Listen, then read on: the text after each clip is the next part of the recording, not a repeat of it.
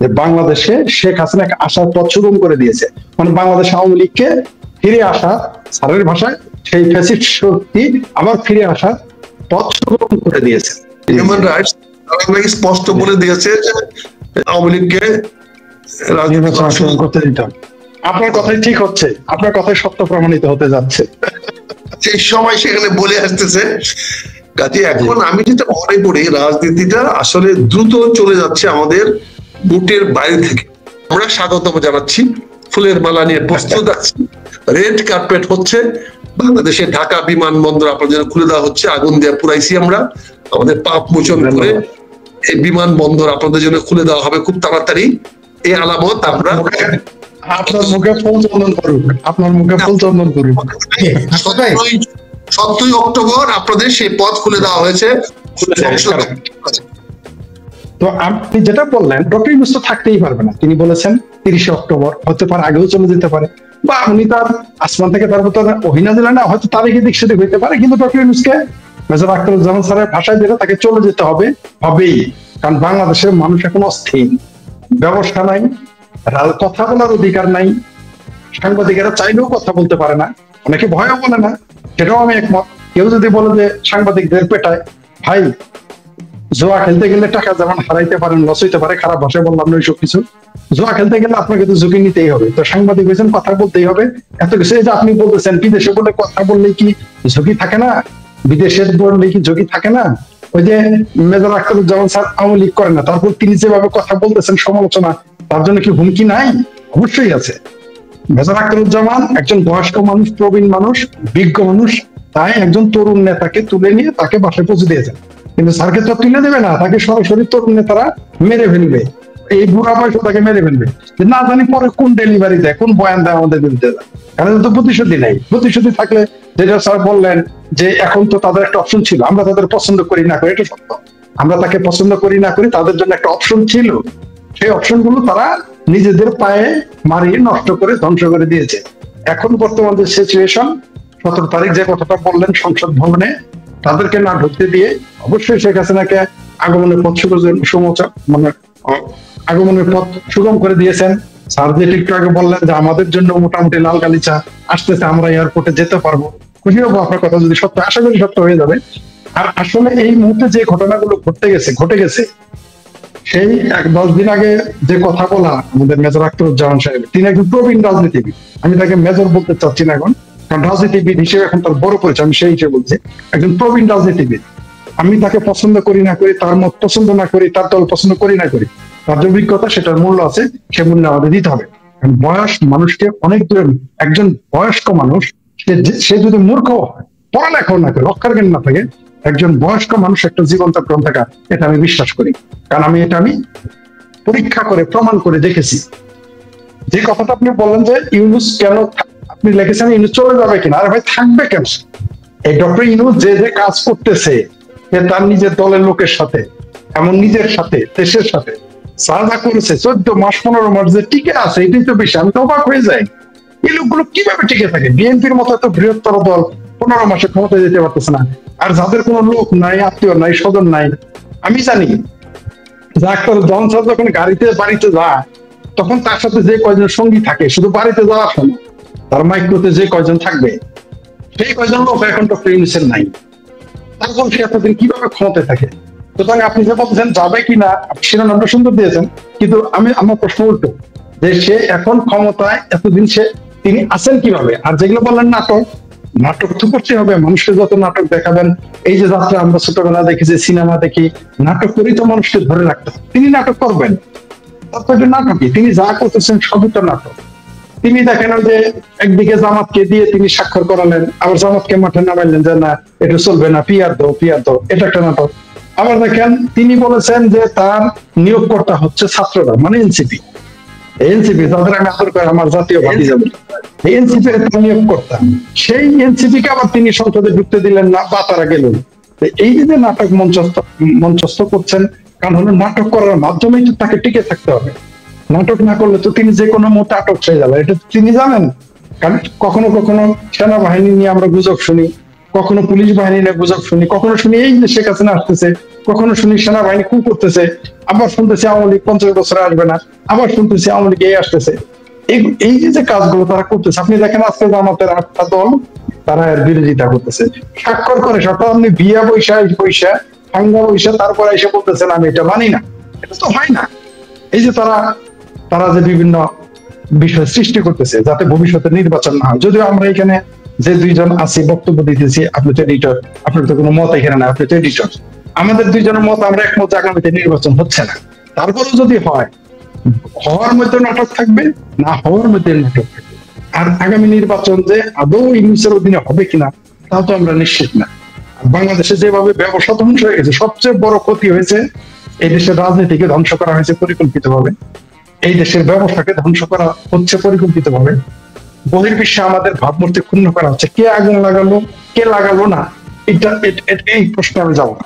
কেননা ক্ষতিটা তো আলটিমেটলি বাংলাদেশ নামের একটি ভূখণ্ডে, বাংলাদেশের পতাকার, বাংলাদেশের মানচিত্রে ক্ষতিটা আমার হচ্ছে, আপনার হচ্ছে।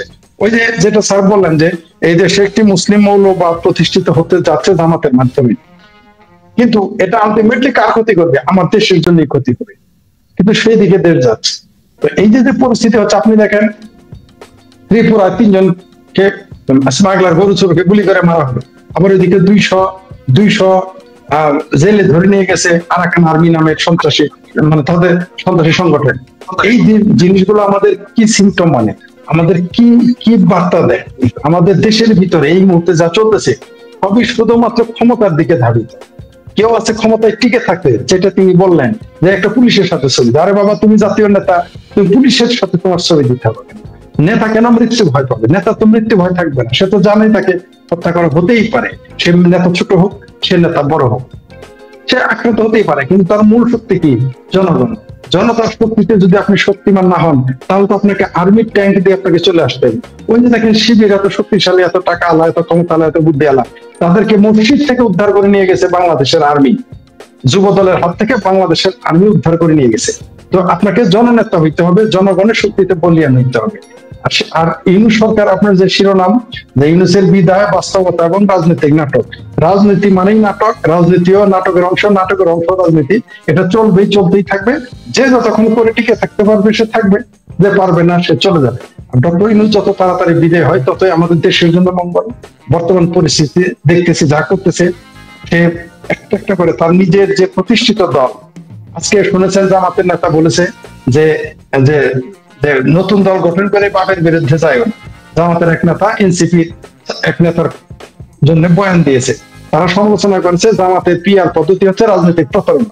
এই কথা প্রতিবাদে জামাতের একজন, তিনি জনসভায় ভাষণ দিয়েছেন। জানি না সেটা তাদের জনসভা কিনা, জামাত খুব কমই জনসভা করে। যদিও তারা যে সাজিটা বললেন, তারা অর্ধেক রাজনীতি করে প্রকাশ্য, অর্ধেক করে গোপন। তারা খুবই কম মানে জনসভা করে, তারা কর্মী সভা বা কর্মী সভায় করে থাকে, সেটা জামাত হোক শিবির বেশিরভাগ। সেখানে নাকি তিনি ভাষণ দিয়েছেন যে বাপের বিরুদ্ধে যায়ও না। এই যে এখন বাপকে পুত্র, এই যে তাদের মধ্যে নাটক চলতেছে এনসিপি আর এদের ভিতরে। আর আমার মনে হয় স্যার ঠিকই বলেছেন, এনসিপির উচিত ছিল যে প্রকাশ্যই তাদের কোন দলে চলে যাও। জামাত এখন নিজেই বলতেছে যে তারা হচ্ছে তার পিতা। আমরা আগে যখন লাইভে এসে বলতাম যে জামাতের জন্ম হচ্ছে এনসিপি, তখন অনেকে ক্রুদ্ধ হতেন, ক্ষুব্ধ হতেন, বিরোধিতা করতেন। এখন তো জামাতই মতন করে বলে ফেললো যে পিতার বিরোধিতা করিও না, জামাতের নেতা বলেছে। আজকে দেখলাম এই দেশটা তো যুদ্ধের দিকে প্রথমে যুদ্ধ করার চেষ্টা করেছিল, যে যাতে একটা যুদ্ধ করা যায়। তারা, আপনি তাদের ভাষণগুলো দেখেন, কখনো বলতেছে তাদের 50 লক্ষ লোক রেডি জিহাদ করার জন্য ভারতের বিরুদ্ধে। কখনো জামাত বলতেছে যে আমরা তো দোয়া করতেছি ভারত কেন আক্রমণ করেন। তো তারা তো যুদ্ধ করার চেষ্টা করেছে। ডক্টর ইউনূসকে আমরা বলতে শুনেছি যে 7 সিস্টার তিনি দখল করবেন বা 7 সিস্টার অনিরাপদ করে তুলবেন। এইগুলো তিনি বলেছেন ক্ষমতায় আসার আগে, ক্ষমতা দখল নেওয়ার আগে। সুতরাং এগুলো তো প্রশ্ন আছেই। এটা গৃহযুদ্ধের জন্য চেষ্টা করেছে, যুদ্ধের চেষ্টা করেছে, সেগুলো ঘটে নাই। যুদ্ধ এবং গৃহযুদ্ধ কোনোটাই যখন ঘটে নাই, তখন দেশের ভিতরে আপনি দেখেন কন্টিনিউ আসছে। যদি একটা হইতো ঘটনা, আমরা ভাবতাম প্রথমত নিজেকে দায় নিতে হবে, তদন্ত করতে হবে। তো এগুলো অবশ্যই নির্বাচনে, যে আমরা যেটা আপনার 3 মাস আগে, এই যে আখতারুজ্জামান স্যার ছিলেন, 3 মাস আগে আমরা বলেছিলাম, 4 মাস আগে, যে বাংলাদেশে নির্বাচন হবে না। এগুলোর সিমটম এগুলো, আগুন লাগা, মারামারি, কাটাকাটি, পাহাড় কখনো জলে, কখনো সমতল জলে, সবকিছু মিলে দেশের ষড়যন্ত্র, দেশি বিদেশি এবং আভ্যন্তরীণ কিছু কোন্দল আছে, পাওয়া না পাওয়ার বেদনা আছে, আকাঙ্ক্ষার বেদনা আছে, বিভিন্ন বিষয় নিয়ে আপনি দেখবেন বাংলাদেশকে অস্থিতিশীল করে, যাতে নির্বাচন এখন তো চেষ্টা করবেই। কারণ নির্বাচনটা হলেই, এখন তো পুলিশ আছে, নির্বাচন হলে তার পুলিশ তো আনসারও তো থাকবে না, নির্বাচন হয়ে গেলে আর্মি তো থাকবে না, ট্যাঙ্ক তো থাকবে না। তো এরা তো চাইবে না যাতে নির্বাচন, কারণ এরা জানে নির্বাচন হইলে যদি আওয়ামী লীগকে নির্বাচন করতে দেয় তাহলে এক ধরনের ফলাফল হবে। যদি বিএনপির সাথে নির্বাচন করে, এরা জানে বিএনপি ক্ষমতায় আসবে। আমি বলেছি তো, নির্বাচন হতে হবে না, শুধু তফসিল ঘোষণা করতে দেয়। ওই যে যেটা আমাদের আখতারুজ্জামান স্যার বললেন যে পুলিশ নিয়ে কেন যায়, এতে পুলিশ ডাকলেও আর হবে না, শুধু তফসিল ঘোষণা করবে, শুধু তফসিলটা ঘোষণা করতে দেন। নির্বাচন হবে না বলেই আমরা মনে করি, আমরা এর আগে অপেন লাইভে 3-4 আগে বলছি হবে না, যদি হয় তফসিল ঘোষণা করলেই দেখবেন। কারণ বাংলাদেশের মানুষ আবহাওয়া, বাংলাদেশের মানুষ তো এই 2 বছর এই ইউনূস সরকার থাকলে, এই ইউনূস সরকার তো 2 বছর তো বাঁচবে কিনা কেউ জানেই না, তার যে বয়স। কিন্তু এই 2 বছর যদি এই সরকার থাকে, এখনই আমাদের পাসপোর্ট পৃথিবীতে নিম্নমানের 7 নাম্বার হয়ে গেছে। এই 14 মাসে আমার পাসপোর্ট কোথায় যাবে? আদম ব্যাপার লাইসেন্স করে তো পয়সা আছে আমাদের ডক্টর সাহেব, ইউনূস সাহেব। আরে ভাই, কয়দিন পর তো আমাদের ওই আপনার শ্রীলঙ্কায় যাওয়া বন্ধ হয়ে গেছে, কয়দিন পর তো সুদানে যেতে দিবে না। আপনি 2 বছরে এই সরকার থাকবে, দেশের বিজনেস থাকে, না খেয়ে মারা যাবে। দেশের যে অর্থনৈতিক পরিস্থিতি, যেভাবে শিল্প কারখানা বন্ধ হচ্ছে, আপনি বলছেন যে তার যে ওই যে তার আরেক ভাতিজা কি যেন, ওটার নাম নাকি কি জানি, ইকবাল নাকি কি যেন নাম, ওই যে আশিক চৌধুরী, সে বলছে আগামী বছর 25,000 ব্যক্তির কর্মসংস্থান হবে। আরে ভাই, প্রতিদিন 25,000 কর্মসংস্থান ধ্বংস হচ্ছে, আগামী বছর হবে 25,000। তো এগুলো ইউনূস সরকার 2 বছর থাকলে দেশ থাকবে, দেশের অর্থনীতি থাকবে, না খেয়ে মারা যাবে। আপনি রোহিঙ্গাদের পালবেন তো দূরের কথা, আমাদের দেশের মানুষই রোহিঙ্গা হয়ে যাবে। আবার সেই রংপুরের মঙ্গা ফিরে আসবে, দুর্ভিক্ষ ফিরে আসবে। আপনি দেখতেছেন না জিনিসপত্রের দাম, আলু ছাড়া কি হচ্ছে। এই ব্যাপারে আমার মনে হয় যে আমাদের স্যার ভালো বলতে পারবেন। তুমি দেখো, আমি তোমাকে প্রশ্ন, what is the purpose of it? তুমি কোন যুক্তিতে, কার সুবিধার জন্য, কাকে খুশি করার জন্য তুমি এরকম একটা মহামারী দিলা যে 1-2 বছরের মধ্যে নির্বাচন হবে, মানে 111 এর মতো আর্মি সৃষ্টি হবে? আরে আর্মির মাজা জোর আছে এখন মার্শাল দেওয়ার? দিয়ে দিত আর্মির 25টা অফিসারকে সারা গলার রশি লাগাই নিয়ে যাচ্ছ কোর্টে, লজ্জা করে সেনাপ্রধান? তুমি এবার প্রতিবাদ করলে না? তোমার তো উচিত ছিল প্রথম প্রতিবাদ করা যে আমার কোন সেনা কর্মকর্তা ইউনিফর্ম পরে কোন সিভিল আদালতে যাবে না। এই ব্যাপারে তোমার স্পষ্ট বক্তব্য দরকার ছিল, তুমি সেইটা করতে পারো নাই। তুমি বলছো আগামী 1-2 বছরের মধ্যে নির্বাচন হবে না। 1-2 বছর নির্বাচন তুমি কেনে পাবে? নির্বাচন তোমার একটা ভোটও জীবনে কোনোদিন ভোট দাও নাই, কোনো আজ পর্যন্ত কোনোদিন ভোট দিচ্ছ? তুমি চাকরি করছো অনেক বছর, বাংলাদেশে কোন নির্বাচনে ভোট দিয়েছো? তুমি কি জানো ভোট কবে হবে, কে না হবে? তোমার সম্মানিত ব্যক্তি সেনাপ্রধান হয়েছ, তোমাদের বুঝতে হবে। বেশি কথা বললে তো পদ নিয়ে মানুষ, তোমাদের জ্ঞান বুদ্ধি তো আমরা জানি কতটুকু আছে তোমাদের, আমরা তো দেখেছি তোমাদের। আমরা সেনাবাহিনী চালাচ্ছেন, ভালো কথা, আমরা তোমাদেরকে সম্মান করে শ্রদ্ধা করি, কিন্তু রাজনীতিতে কথা বলতে সাবধানে কথা বলবে, হুঁশিয়ারে কথা বলো। তুমি আগামী 1-1.5-2 বছরের মধ্যে এই কথাটা বলে কি বলতে চাচ্ছ? যেখানে তোমার সেনাবাহিনী কর্মকর্তাদেরকে তাজুলের মতো লোক, ব্যারিস্টার ফুয়াদের মতো লোক গালাগালি করে সারাদিন সেনাপ্রধানকে। ব্যারিস্টার ফুয়াদ 5 মিনিটের ব্যাপার, 5 মিনিট ফুয়াদকে ফুয়াদ করে দিতে, আর তুমি সেনাবাহিনী প্রধান হয়ে, সবাই প্রধান হয়ে ওই ব্যাপারে কোনো বক্তব্য দাও না। আর তুমি বলছো 1-1.5 বছর, 2 বছরের মধ্যে নির্বাচন হবে না। নিশ্চয় তোমার কতটুকু? তুমি সেনাপ্রধান বলে বেশি কিছু বললাম না ভাই, সব ব্যাপারে নাক গলায় না, সব নাক গলার মতো অবস্থা তৈরি হয় নাই। রাওয়া ক্লাব বাংলাদেশ না, মহাখালী ডিওসিএস আর গুলশান ওই বাড়িতে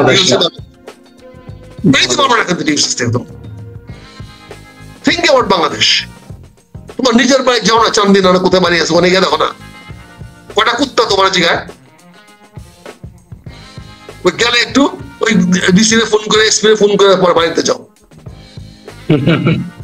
বুঝছেন না? আমরা জানি না তোমাদের তোর কতটুকু। কেন তুমি এই কথাটা বলতে গিয়ে আজকে বিজ্ঞান ছড়াইছো? আরে বাংলাদেশে প্রতিদিন কাটতি বেড়ে গেছে আজকে। বাংলাদেশ প্রতিদিন কার পত্রিকা তুমি জানো না? ওদের পথে চাকরি দিবা, ওখানে গিয়া চাকরি দিবা ওদের অ্যাডভাইজার এবার। আর তো ওখানে গিয়ে ওই যে ব্যবসায়ীদের সামনে অ্যাটেনশনে দাঁড়ায় থাকবা। আমরা দেখছি না তোমরা সেনাপ্রধান কি করছো, যেন হারুনকে দেখিনি আমরা? হ্যাঁ এখানে আমরা তোমার সেনাপ্রধান হিসাবে কার কাছে গিয়ে মাথা নত করো, যেখানে জেনারেল লেফটেন্যান্ট জেনারেল করলে জেনারেল দেখি না বিভিন্ন জায়গা থেকে আপনাকে চাকরি করো, বিভিন্ন স্মাগলার কোম্পানি চাকরি করো, আমরা দেখি নাই তোমাদেরকে। সব ব্যাপারে মাথা গলাও না, নিজেদের ব্যাপারে মাথা গলাও, নিজেদের বিষয়ে কথা বলো।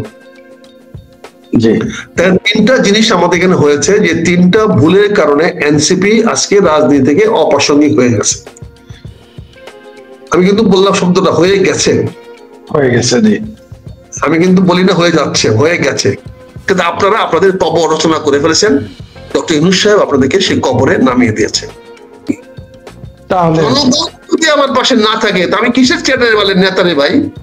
কোনখানে শালা তুমি শুধু, হ্যাঁ তোমাকে পুলিশ দেওয়া পাহাড় দেখবে, তুমি শালা নেতা হবা? নেতা শালা নেতা বানাও, তুমি নেতাগিরি করো, তোমার পাশে পুলিশ থাকবে, কুকুরের বাচ্চা। তো নেতাগিরি না করলে হয় না? ঘৃণা লাগে, দুঃখ লাগে যখন শালা পুলিশ দেখি নেতার সামনে ঘুরে বেড়ায়। তাহলে কতগুলো মন্ত্রী বাচ্চারা আছে, তারা পুলিশ তার মাথা ছাতা ধরে, শালা তাহলে পুলিশের নেতা। শুয়োরের বাচ্চারা, তোদের জীবনে যদি এত দাম থাকে তোরা গেছিস কেন? মানে ওই জায়গায় গেছিস কেন? তোদেরকে যদি জনগণ যদি তোদেরকে রক্ষা না করে, ওইটুকু আত্মবিশ্বাস না থাকে, তাহলে তোরা ওখানে কেন, তোরা কেন যাস ওখানে? তোদের কে বলছে ওখানে যাইতে? শালা লুবি লম্পট, শালা লুচ্ছারা, রাজনীতি ক্ষমতায় আসস, সুযোগ পাইলে ক্ষমতায় চলে আসস, লুচ্ছার বাচ্চারা।